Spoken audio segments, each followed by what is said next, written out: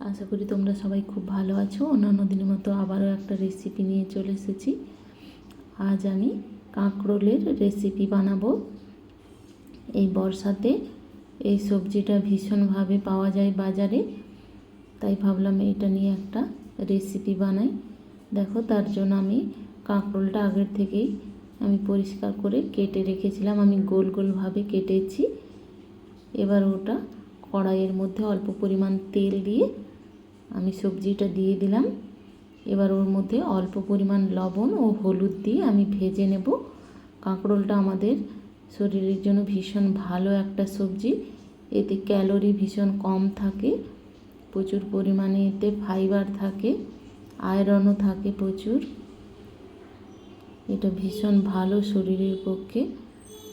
এটা কম বেশি আমরা সবাই পছন্দ করি এই সবজিটা।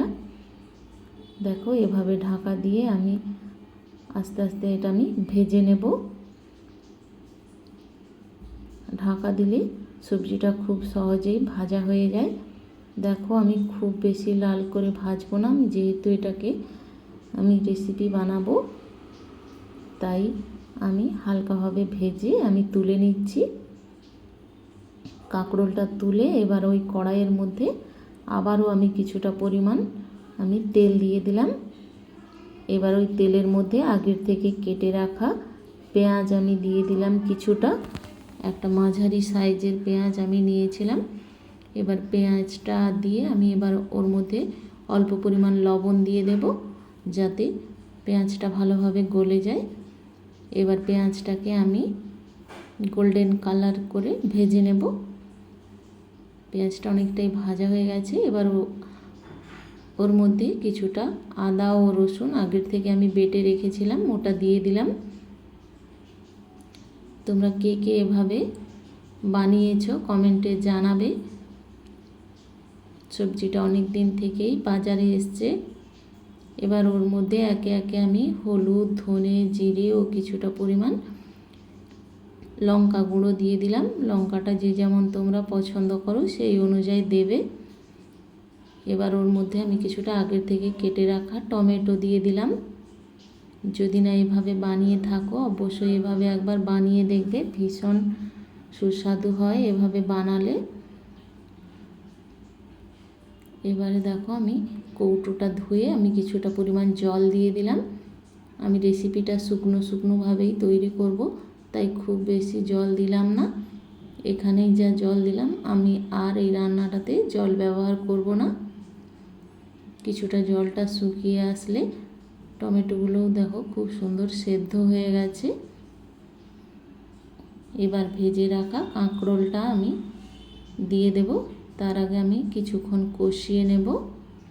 সাধারণত কাঁকরোলের আমরা ভাজা বা ভর্তাটাই বেশি বানিয়ে থাকি, তাও এভাবে মাঝে মাঝে বানিয়ে দেখতে পারেন। এই রেসিপিটাও ভীষণ টেস্টি হয়। এভাবে না যদি কোনো দিন বানিয়ে থাকো, অবশ্যই এভাবে একবার বানাবে, বারবার এভাবেই বানাতে চাইবে। এবার ভেজে রাখা কাঁকরোলগুলো ওর মধ্যে দিয়ে আমি মিশিয়ে নেব মশলাটার সাথে। আস্তে আস্তে কিছুক্ষণ মিশিয়ে আমি আবারও কিছুক্ষণের জন্য আমি ঢাকা দিয়ে রেখে দেব, যাতে কাঁকরোলটা আরও একটু নরম হয়ে মশলাটার সাথে ভালোভাবে মিশে যায়। রেসিপিটা তোমাদের কেমন লাগলো অবশ্যই কমেন্টে জানাতে ভুলো না। তোমরা কমেন্ট করলে আমরা রান্নার জন্য আরও উৎসাহ পাই। আমরা চেষ্টা করি আরও ভালো ভালো রান্না দেখানোর জন্য। দেখো, খুব সুন্দর সেদ্ধ হয়ে গেছে কাঁকরোলগুলো। ভিডিওটা ভালো লাগলে অবশ্যই লাইক কমেন্ট করবে ও শেয়ার করে দেবে। আর যেই পেজ থেকে দেখছো ফলো করবে। ভিডিওটা শেষ পর্যন্ত দেখার জন্য অসংখ্য অসংখ্য ধন্যবাদ। সবাই ভালো থাকবে, সুস্থ থাকবে। দেখা হচ্ছে পরের ভিডিওতে।